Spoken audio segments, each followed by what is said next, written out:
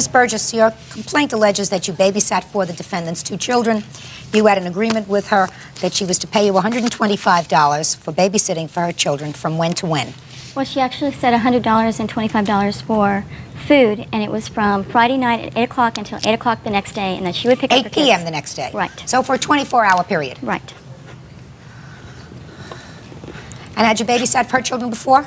Absolutely. And had been paid? No, I had not been paid. I babysitted one night when her little girl was out crying that her mom was on drugs. I did that as a charity cause, you know, just to be a good person. I did it a second time. She had claimed that I babysitted her for a few hours. She claimed that her mother was alongside the roadside and it was an emergency and she had to go that time. She offered to pay me that time. I didn't take it. And later on, my son said that she was all dressed up to go out for the evening, and so you had taken care of her children before on a few occasions but had not been paid? That's right. But on this occasion you were going to be paid. Why? Right. Because it was going to be a long time, and because I had other plans, we had other things to do. It was going to be for a long period of time. When did she contact you about these plans for Friday to Saturday? It was approximately 30 minutes before 8 o'clock. On Friday night? Right. Is that correct? Yes, I believe so. Well, where were you going? I was going to Fontana, California. For what? To take care of some business, to look for some trucks, some 10-wheeler trucks. My mom was originally supposed to babysit. An hour before I got ready to go, she reneged and she said that she wasn't feeling well, that she could not do it. So that's when I called Kathy. I called Kathy at about 7:30 that evening. I asked Kathy, would she be able to babysit for me? She asked me, how much would I pay her? I told her I'd be gone until 8 o'clock, probably somewhere around 8 o'clock, 9 o'clock that Saturday evening. Kathy asked me, could I pay her up front all of the monies? I told her no. I said, I'll give you half now and half upon my return. So did you give her half? Yes, I did. I How gave her much the $50. Is that correct? She gave me $50. But Okay. she also said that she was going to give me $25 for the food. Okay, assuming that's correct.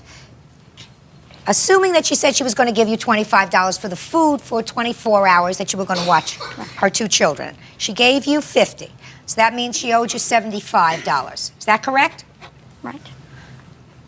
Well, she didn't come She's back. not being honest. Just a second. Assuming that that's correct. Yeah. I haven't said it's correct, but assuming that's correct, that means that at this point, if she came home at 8 o'clock on Saturday night, you would have gotten another $75, correct? Right. What happened at 8 o'clock on Saturday night? Well, there was no call, and I waited up all night for her, and I paged her several times at long distance. She never called. When in the morning, when I finally spoke to her, she said her pager was off. And then, and on and on and on. I mean, you know, my kids know too. On and on and on. I mean, your complaint goes on for a long period of time. You left your children with a neighbor Yes, for I did. 24 hours, Yes. and then you don't show up. Okay, what happened, the deal was, I told Kathy that I would be returning that Saturday evening. I told her, however, if I did return too late, that I would not disturb them and wake them up.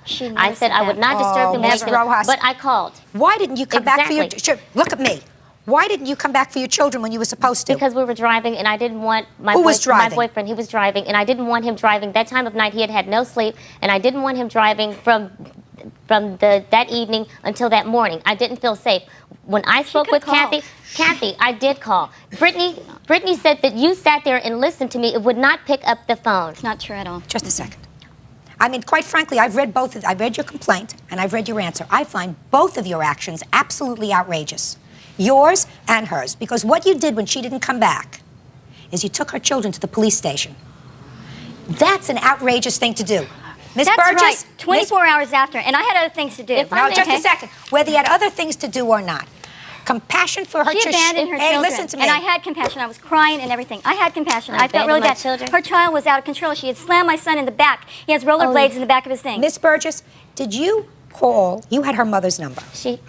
Hey, I had not Umpteen her mother's numbers. number. just a second. Umpteen Her numbers. daughter did. Fine. If her daughter had her grandmother's telephone number, and if things had gotten that kind of out of control, We called on why- Sunday to come get her. Shh.